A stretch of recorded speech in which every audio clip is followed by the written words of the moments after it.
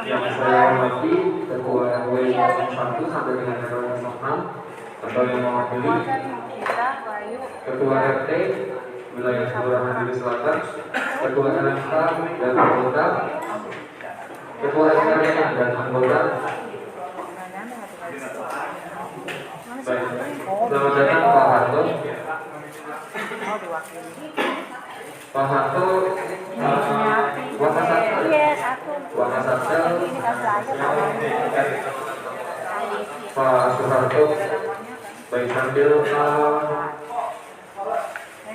menunggu rekan-rekan yang lain, kita akan mulai kegiatan sosialisasi musyawarah kelurahan dalam rangka penilaian kelayakan DPKS penetapan bulan Februari tahun 2020. Baik, kan bahwa kemarin kita sudah melaksanakan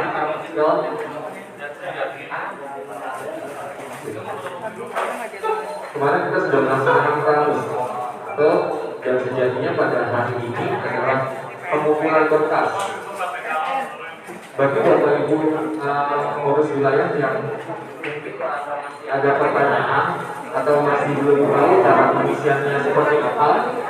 Nanti petugas kami akan kembali menjelaskan tentang tata cara pengisian form yang sebelumnya sudah Bapak Ibu terima. Baik, kita langsung saja ke penjelasan materinya. Nanti kalau misalnya Bapak Ibu ada yang ditanyakan atau ada yang belum jelas, monggo bisa langsung ditanyakan ke kami untuk menjelaskan. Mbak bisa membantu menjelaskan untuk membantu menjelaskan yang kemarin. Bapak Ibu sekalian.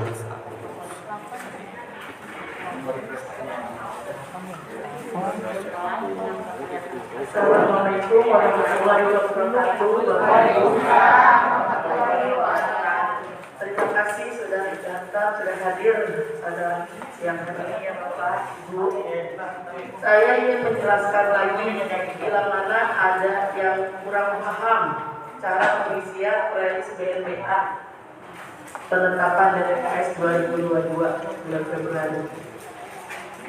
Waktu yang kemarin hari Senin saya sudah jelaskan cara ini ya, prelis yang Bapak Ibu sudah saya kasih. Jika dia punya mobil, tapi mobilnya bukan punya dia, kita harus punya surat bukti pemblokiran. Terus surat pemblokiran kasih ke kami. Nanti biar kami proses. Kalau memang itu bukan punya dia, tapi kalau punya dia, ya menurut Bapak Ibu, Pak RT, Pak RW, layak nggak? Kalau memang punya mobil dia sendiri. Saya sudah melihat ada studi kasus dia punya mobil, tapi bukan nama dia. Kalau memang keyakinan Pak RT dan Bu RT, itu mobil dia, centang aja punya mobil. Kan ada yang nggak terdeteksi, karena dia mobilnya bukan atas nama dia. Jadi objektif aja. Kalau memang itu mobil dia, tapi bukan atas nama dia, yang realita aja kita centang punya mobil. Saya melihat banyak yang seperti itu, yang nggak punya mobil ada mobil, yang punya mobil bukan terdetek, karena bukan nama yang punya mobil. Ya Bapak Ibu ya.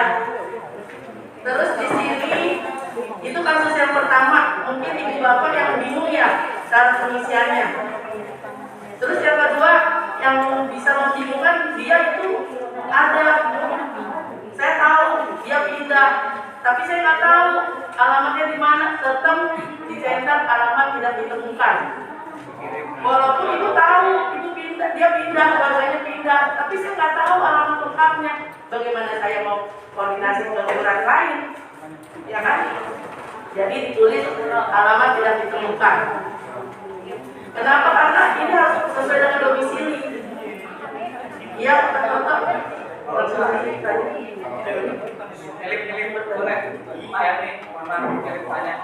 Ya itu kan kalau beda kelurahan. Nah di sini di wilayah kita ditemukan ada di satu kelurahan sama di satu RW lah kita kerucutin lagi. Jadi misalnya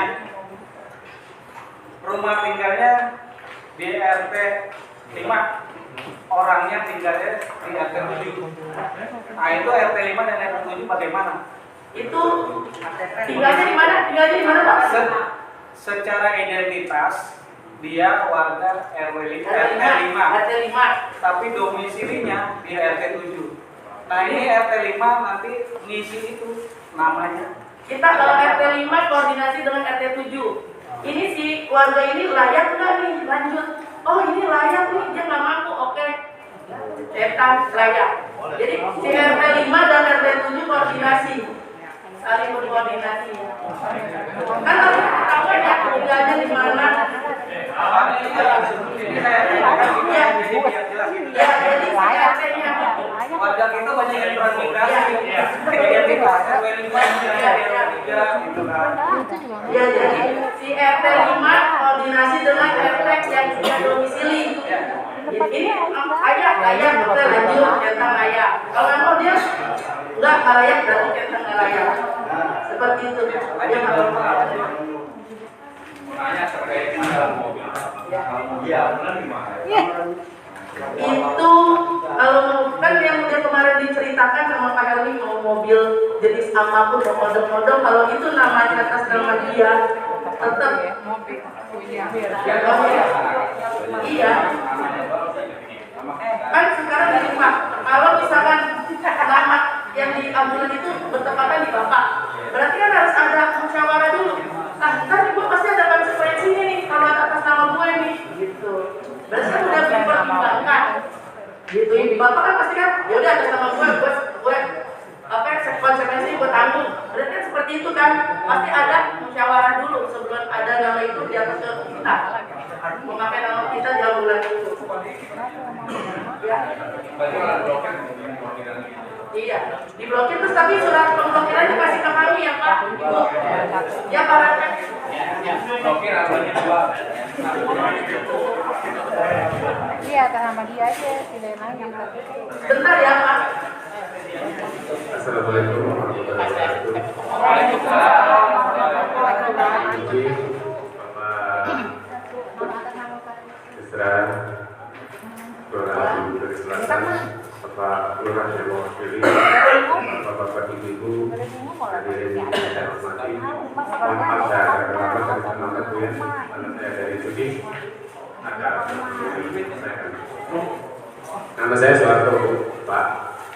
Saya mengadministrasi atau wakil dari Kasat Sosial Kecamatan Ambon. Untuk terkait pertanyaan tadi yang mobil ambulan, mobil Grab, kategorinya mobil untuk sementara belum bisa, masih dicoret. Walaupun itu buat pabrik, karena basis sistemnya tetap terbacanya itu kendaraan roda 4 untuk sementara. Tapi permasalahan ini kami bawa ke tingkat provinsi. Mudah-mudahan nanti pimpinan tingkat provinsi menyampaikan ke pimpinan kita, Pak Gubernur, dan yang punya kewenangan kebijakan ini bisa berubah untuk depannya. Untuk kendaraan roda 4 yang digunakan untuk pabrik, yang Grab, yang ambulan, itu mudah-mudahan nanti diralat. Tapi kalau Bapak Ibu baru bertanya bagaimana ambulan atau Grab, sementara tidak. Itu sementara yang saya jawab dulu ya. Nanti kalau ada pertanyaan lagi silakan. Sampai Bapak Ibu puas pertanyaan vlog ya. Keluar dari sini jangan ada ganjelan. Mumpung ada kami di sini. Terima kasih. Assalamualaikum warahmatullahi wabarakatuh. Terima kasih Pak. Mungkin ada pertanyaan lain Bapak Ibu. Ya, silakan Pak RT. Assalamualaikum warahmatullahi wabarakatuh. Waalaikumsalam.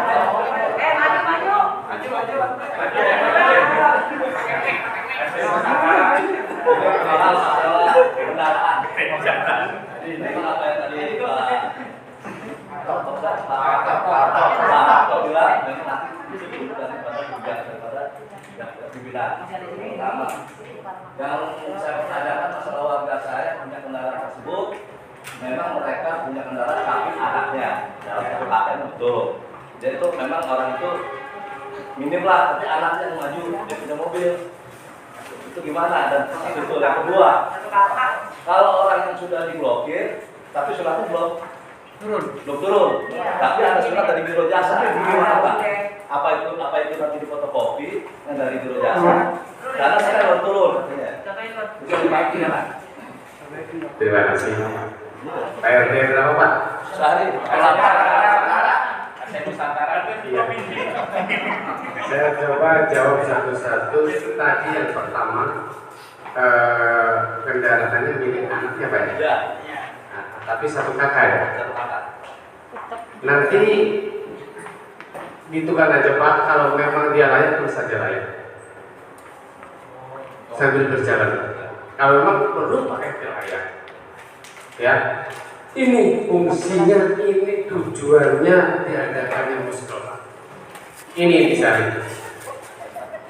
Jadi bapak ibu yang tahu persis warganya, jangan sampai pemerintah memberikan bantuan salah sasaran. Ini seharusnya muskol ini. Kalau menurut bapak anaknya layak atau orang tuanya yang layak, silakan. Checklist saja. Nanti bisa depannya ternyata nggak dapat misalnya. Terus nanti ada keluar lagi kebijakan baru, misalkan harus bisa kakak, mau nggak mau kalau memang mau nantinya. Tapi sementara kalau menurut Pak RT orang tuanya itu layak, silakan Pak, ajukan aja, nggak apa-apa. Dan terkait Pak RT tadi yang tinggalnya di mana, tapi dalam satu RT, koordinasi aja Pak. Yang penting nggak orang tersebut, warga tersebut bisa diverifikasi keberadaannya jelas. Kalau layak koordinasi aja Pak. Ya jangan sampai Pak RT-nya nggak koordinasi, nantinya malah kasihan kalau orang itu layak. Harus koordinasi. Wes selama warga ini keberadaannya jelas, ada, masih bisa ditelusuri, silakan Pak. Layak atau tidak layak, koordinasi. Pokoknya sebanyak mungkin. Kalau memang layak, jangan sampai orang yang layak sampai tidak menerima bantuan. Itu. Yang kedua tadi apa Pak? Masalah biro jasa. Oke. Untuk terkait kendaraan yang diblokir, yang pemblokir atas nama kendaraan keempat, kan di mana ada mungkin ada Pak Ibu yang belum tahu, silakan bersama. Di ada nulis ya yang ya bisa dan bisa itu tempatnya di situ. Karena nggak semua orang tahu blokirnya di mana sih Pak, di blok tapi nggak tahu tempatnya. Kasihan juga. Silakan ke Samsat. Kalau misal Pak, surat pemblokiran itu belum turun, dapatnya surat jalan atau surat buktinya aja, sisanya apa ya? List ya? Apa sih? Besi. Silakan sekarang Pak. Itu bahan laporan kami berpertimbangan nanti data itu masuk. Lanjutkan. Kalau memang sedang proses pemblokiran, kan penerimanya juga nggak belum sekarang. Ini baru penetapan. Dari pembantuan penetapan itu belum, kita belum sama-sama belum tahu. Yang penting prosesnya kita berjalan untuk calon-calon penetapan di DKS ini. Demikian Pak RT ya. Oke Pak RT, nanti kalau resmi ada, serahkan ke Rosdiana atau Mbak Ulfa. Terima kasih ya. Halo Pak. Pak RT nanti ada jangka waktu, jangan kelamaan. Kalau sudah terinput, sudah selesai waktu penginputannya kan bisa. Sampai kapan Bu? 1 minggu. Nanti pastikan tanggalnya apa nanti biar selesai sama PT. Kalau memang Surat pemblokirannya dari Samsat. dan nanti bisa. Pokoknya secepatnya Pak RT ya. Oke ya. Terima kasih.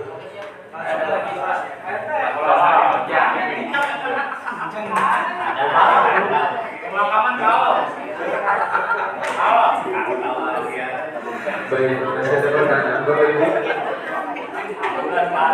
Cukup jelas. Baik. Bang Ibu, untuk ada apa yang belum baru ada yang sudah masuk datangnya ke kami Baru RW03, RW03 lengkap? Lengkap, semua RT-nya udah ada. Baik, untuk RW01, untuk RW01 berkasnya ada Pak? RT-nya sudah lengkap? Baik, kita tolong diserahkan Pak RT.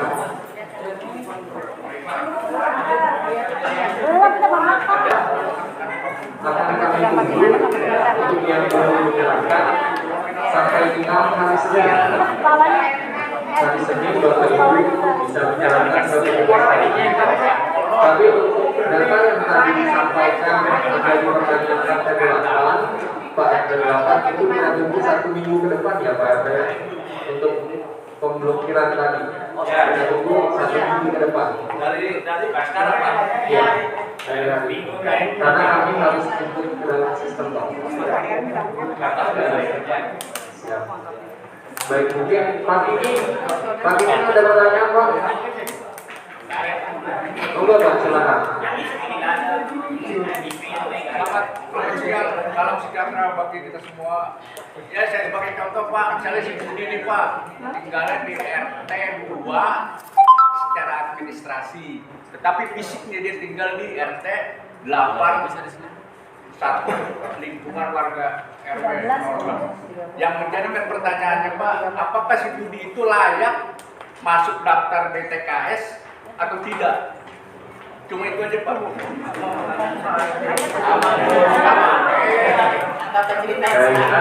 Coba saya jawab. Oke. Kenapa?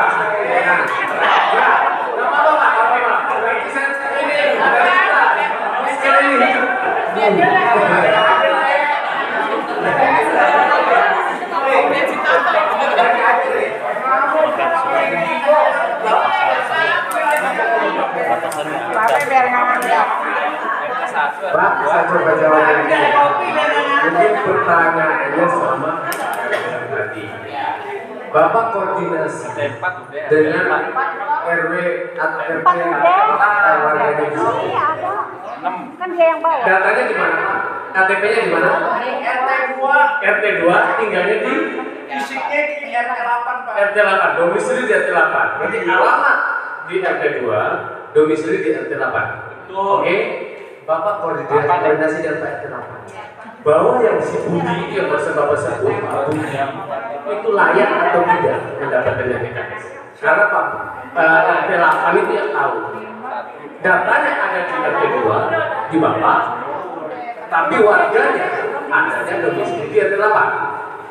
Bapak koordinasi dengan Pak RT 8 bahwa Pak Budi ini layak atau tidak mendapatkan BTKS. Oke Pak? Paham ya? Oke, terima kasih Pak. Terus informasi lagi, bentar Pak, saya informasi lagi. Barangkali di lingkungan Bapak Ibu di wilayah ada warganya yang layak tapi belum pernah mendaftar, belum pernah mendapatkan bantuan apapun. Koordinasi, datangin Bu Rostiana atau Mbak F. Biar nanti begitu ada pembukaan lagi, insya Allah bulan Agustus mungkin ada pendaftaran dari SKS lagi, dia dimasukkan. Jangan sampai ada yang terlewat. Kasihan. Barangkali ada keluarga Bapak Ibu di wilayah yang belum pernah mendaftar dari SKS atau belum menerima bantuan apapun dari pemerintah. Koordinasi dengan Bu Rostiana, kasih data. Saling mengingatkan aja. Jangan sampai nanti pendaftaran yang sudah tutup, yang bersangkutan belum mendaftar lagi. Itu ya Bu ya, Bapak Ibu, kasihan warga kita. Terima kasih. Silakan Pak RT. Saya mau nanya lagi Pak, masalah BTKS. Yang poin pertama masalah tadi Bapak ceritakan tadi, memang kami ini satu RT itu 272. Itu pun masih kurang Pak kalau saya nyimak semuanya. Banyakkah warga kami ini ada yang pendatang juga, tapi dia udah domisili pindah di Duri Selatan, itu belum tercantum. Apakah itu bisa dicantumin atau tidak? Ketawain, paling gue yang ketawain. Dan yang kedua, orang yang sudah lama tersebut dari bantuan apapun belum pernah menyentuh sampai sekarang ini. Dan kedua, data retensi itu nggak ada juga. Terima kasih Pak. Nanti Pak, silakan Bapak dan koordinasi diminta datanya warga-warga yang belum mendapatkan harusan. Oh, ada lagi Pak? Ya. Apa Pak? Bisa. Data DTKS itu ada beberapa orang yang nggak tercantum, apakah itu dapat PKH? Saya kan belum ada suatu pengarahan gitu. Kalau memang udah ada dapat PKH, itu kan nggak terdata di DTKS. Nah, sedangkan saya ini nggak ada datanya. Itu aja Pak. Pak, kalau Bapak mau ngecek warga Bapak udah masuk ke DTKS atau belum, minta datanya. Jangan Bapak lisan, minta datanya, temuin Mbak Ulfa, Mbak Diana, cek.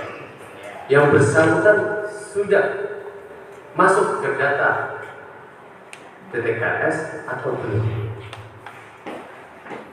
Nanti kalau Bapak minta ke warganya kan untuk minta KTP, masakan nanti kelihatan Pak ada nik di situ kuncinya. Nanti dengan Bapak ngasih data warga tersebut ke Rosdiana atau ke Ulfa, Mbak Ulfa, nanti dicek, nanti ketahuan. Nah, misalkan belum, berarti jangan sampai kelewat lagi kalau nanti ada pembicaraan dari kita lagi Pak. Coba ya. Nah, dan Bapak Ibu di sistem itu yang data Bapak Ibu terima, baik yang meninggal, baik yang tidak ditemukan, baik nama tersebut pindah ke luar daerah, itu nggak bisa terhapus Pak. Tetap namanya ada di sistem Kemensos atau pemerintah pusat.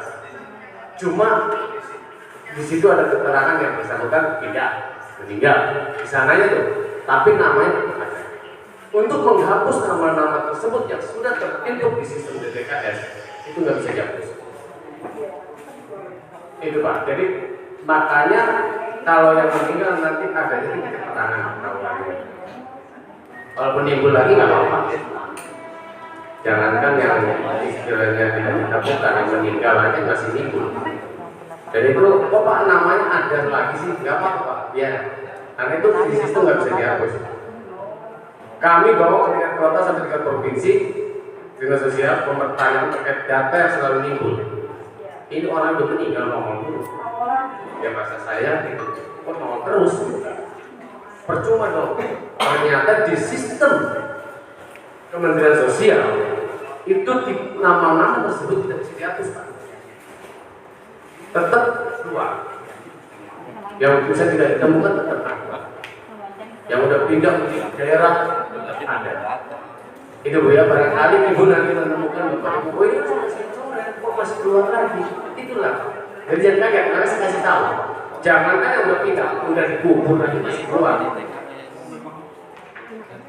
Dan pendistribusian. Ini KLG udah rame kali ya? Sabar ya Bu, ini proses lagi di tengah perjalanan. Bapak Ibu warga mungkin sama kayak saya, walaupun saya nggak dapat, tapi kalau melihat warga yang layak bantuan mendapatkan dana pemerintah tersalurkan dari rakyat untuk rakyat, saya ikut senang. Makanya saya pertanyakan terus. Kemarin kami pertemuan rutin di tingkat kota, saya pertanyakan itu. Hari Rabu kalau saya kemarin. Saya pertanyakan KLG sampai di mana? Lagi proses Pak. Tunggu aja. Nah terkait KAJ yang kemarin ya, KAJ udah keluar, KPD juga udah. Kalau ada yang belum 14 hari kerja Bu, Sabtu Minggu tanggal merah jangan gitu. Di sini kosong. No. Iya. Semua kita data dapat, pengajuan dapat, nama-nama ada, tapi terbentuk di kuota. Mungkin kekuatan pemerintah Pak Dani, kekuatan keuangan pemerintah yang stabil kali ya.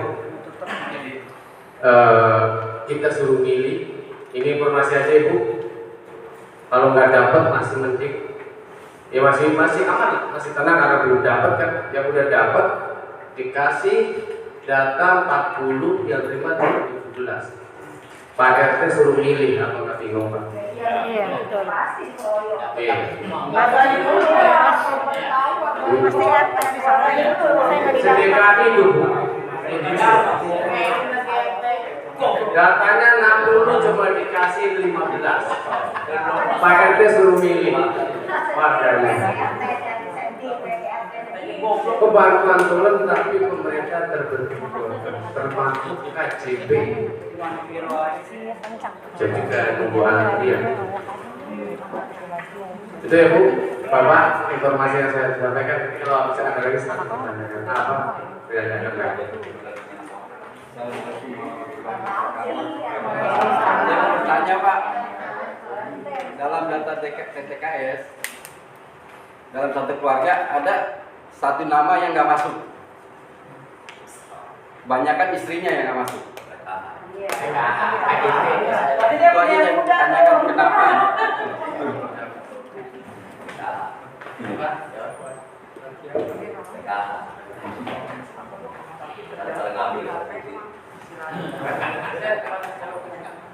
Itu mayoritas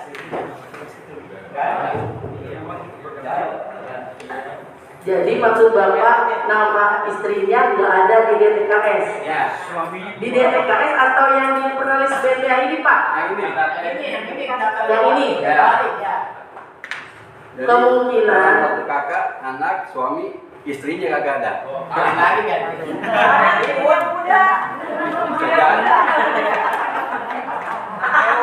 Memang nggak ada data sendiri. Kemungkinan gini Pak, dalam ini studi kasus saya pernah ya Pak ya menemukan dalam satu kakak itu enggak semuanya itu berbarengan masuk ke DTKS di bulan yang sama, di tahun yang sama, seperti itu. Jadi nggak berbarengan Pak, misalkan oh ini ada yang satu kakak semuanya nama alhamdulillah, ada yang tidak, ada yang anaknya nggak keluar. Jadi nggak berbarengan Pak, kayak gitu ya Pak ya. Mungkin nanti next pada saat pendaftaran yang kemarin dia bisa nongol gitu ya Pak. Jadi karena sistem juga ya Pak. Terima kasih Pak. Ada lagi Bapak Ibu? Ya Bu.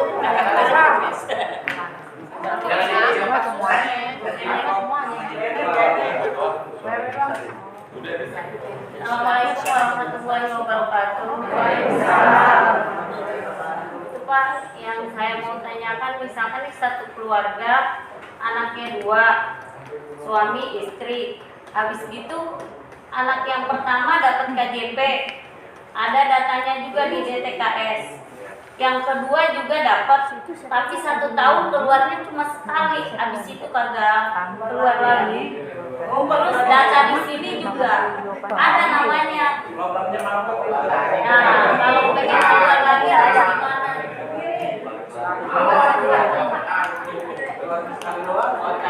Setahun cuma sekali doang. Terus ke sekolahan juga, di sekolah nggak ada namanya katanya dokter PJP. Maksudnya nggak ada namanya di KJP gimana? Maksudnya kan di sekolahan suka ada verifikasi data, Iya. nggak ada namanya.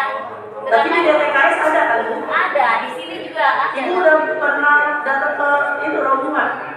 Belum, Nggak saya coba. udah tanyakan ke buron. Karena gini Bu, kalau untuk DTKS kita siap menjawab. Kalau ini karena KJP itu tupoksinya di P4OP Bu, di rombongan. Dia kok anak ini udah nggak dapat lagi, kita itu bukan ranah kita hanya DTKS aja. Kalau ibu mau lebih lanjut, silakan ibu datang ke rombongan, tanya ke P4OP. Karena yang mengeluarkan KJP itu P4OP. Bentar. Iya Bu, jadi terkait KJP kita hanya bisa mengatakan, misalkan anak kita terima KJP, naik kelas harus diupload, verifikasi lagi. Lulus SD verifikasi. Lulus SMP verifikasi. Lulus SMA verifikasi. Ya, kalau sampai putus ada apa dengan bisa jadi tidak terhitung, tidak diverifikasi oleh pihak sekolah. Itu tanya saya tahu belum? Bisa. Dan ada penerima KJP yang hilang atau tidak mendapatkan lagi apa? Anak tersebut ikut tawuran. Kalau bapak masih kecil, cewek lagi. Ini saya ini informasi ibu ya, misalnya SMA, SMP, kenapa kok KJP putus? Ikut tawuran, putus oke, langsung blokir. Jadi penerima KJP anak-anak penerima KJP hati-hati. Bila perlu malah prestasi kan, malah jangan tawuran. Udah dibantu pemerintah dapat KJP biar sekolahnya lancar, tidak ada kendala, malah diperang. Ya, diwanti-wanti itu benar-benar otomatis. Karena babinsa binus itu benar-benar masalah ini. Langsung dengan pendidikan, anak-anak yang bermasalah, sekolah bermasalah, blokir KJP-nya. Ya Bu ya. Jadi dalam anak-anak yang untuk SMA atau SMP kasih tahu. Nanti kasihan ibu, kasihan orang tua kalau KJP kamu nggak dapat KJP nanti sekolahnya agak susah atau istilahnya terbantu untuk pemerintah. Ya Bu ya. Jadi terkait pertanyaan ibu tadi, silakan ibu kalau sudah ke sekolah kalau ibu pernah ke kecamatan naik ke lantai 4 di sana ada, jangan di kelurahan aja. Rostiana seperti kalau terkait semuanya Rostiana semuanya bisa sumong dia. Ke lantai 4 Kecamatan. ya, dinas pendidikan. Nanti minta arahnya dari sana ibu jelaskan. Ya, makasih ya Bu ya. Apabila ada pertanyaan, bisa langsung bertemu dengan petugasnya. Dan sekali lagi saya informasikan bahwa memang tugas pendaftar itu hanya membantu mengikut ya dalam DTPS ya, bukan menentukan dan memastikan data itu aja. Jadi apabila di wilayah petugas kami ada yang masih warga yang masih belum mengerti, kita tolong bantuan dari Bapak Ibu untuk membantu menjelaskan kepada warga yang memang masih belum paham atau belum mengerti. Baik, saya pikir cukup. Terima kasih Bapak Ibu atas kehadirannya pada siang hari ini. Terima kasih sebesar-besarnya kepada Pak Marto beserta Dinas Sosial Kecamatan Mandora, dan terlebih kepada petugas pendamping sosial Mbak Rosmina dan Mbak Puan. Terima kasih. Saya akhiri wabillahi taufiq wal hidayah. Wassalamualaikum warahmatullahi wabarakatuh.